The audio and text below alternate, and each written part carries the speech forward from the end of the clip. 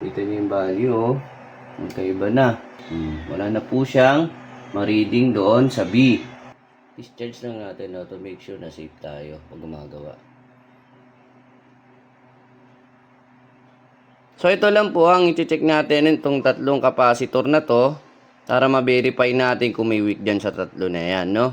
Good day guys, no? So meron tayong tatalakayin nito. Ang brand po nito is Tosot or Gree, no? So generic board po ito ng Tosot at saka Gree po. So ito po yung board. Ayan po, testing natin. Kapag yung board niya po ay nagbiblink ng ganyan, ibig sabihin po na ipag-communicate si indoor at saka si outdoor. No? So hintayin natin siya mag-start.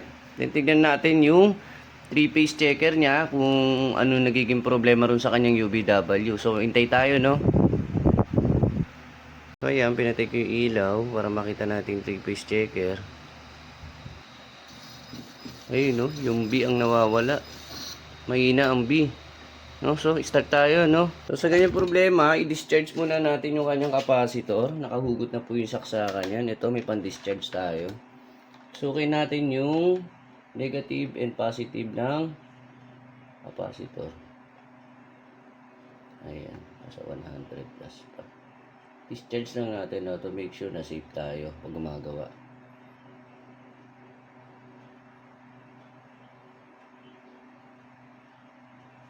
Okay, ayan, hintayin natin. Okay, wala na. Kung mapapansin nyo kanina, yung UVW niya, yung B po medyo mahina na. Then yung U at saka W, parang mahina na din. So, ang gagawin natin, no, i-check natin yung input side. Ito po yung input side. Ito po yung output, no. So, input po, kung nag-output naman siya, mahina lang, no, possibly, pwedeng mga capacitor po ang problema niyan.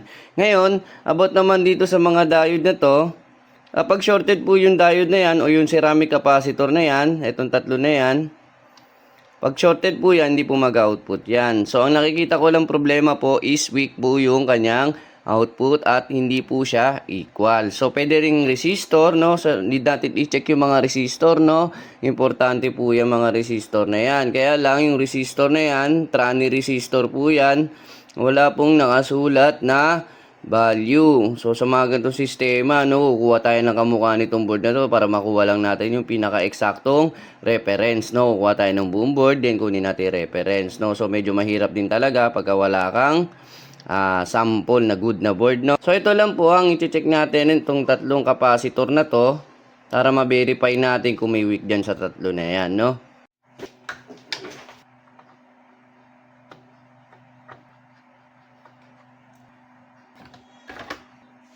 Ayun, tetesterin natin siya, kaya lang nasa ilalim, no? Nasa ilalim yung tusukan niya. Ayan, so dito na tayo tusok dito sa may ceramic, no? Ceramic capacitor. Ito yung isang capacitor. Ito yung tatlong capacitor, no? So nakatutok yan, nakakonect yan dito. Ayan, makikita nyo, nakaparallel lang po yan dyan. So pwede tayo tumusok dyan. Dapat po ay pare-parehas po ang kanyang value. So 49k po yung nakalagay, ay 49 microfarad po ang nakalagay dyan, no? So 50. Itong isa, check natin. So na yun, ito.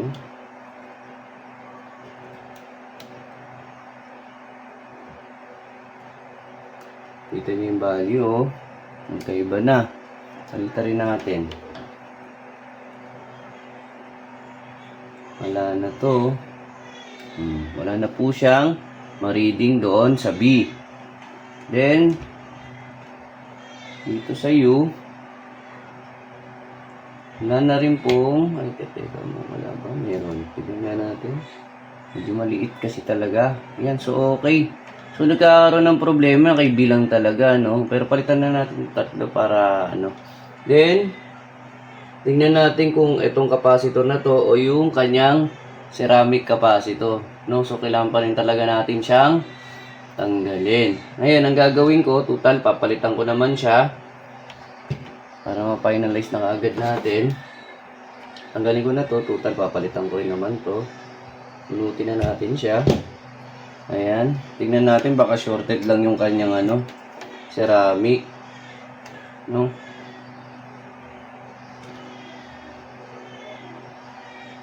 So, hindi naman shorted yung kanyang ceramic. No? Try natin tester. Ayan. So, hindi naman shorted yung ceramic. Talagang ito lang, electrolytic capacitor ang may problema. Itong dalawa na to, good po. Ito kasi may reading na 50 microfarad. So, ayan. Tatanggalin na natin. Meron na tayong naka-reading capacitor, no? So, tatlo po yan. Palitan natin. Palitan natin yung tip. Magkaalaman na. And testing. Capacitor na to.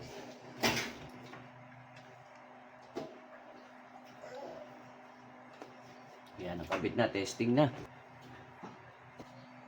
Laki ng melt mo, ah. Oh.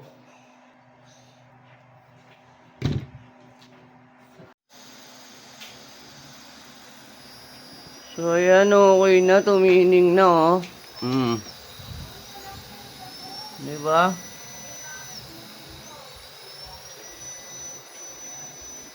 Ayos. Working na.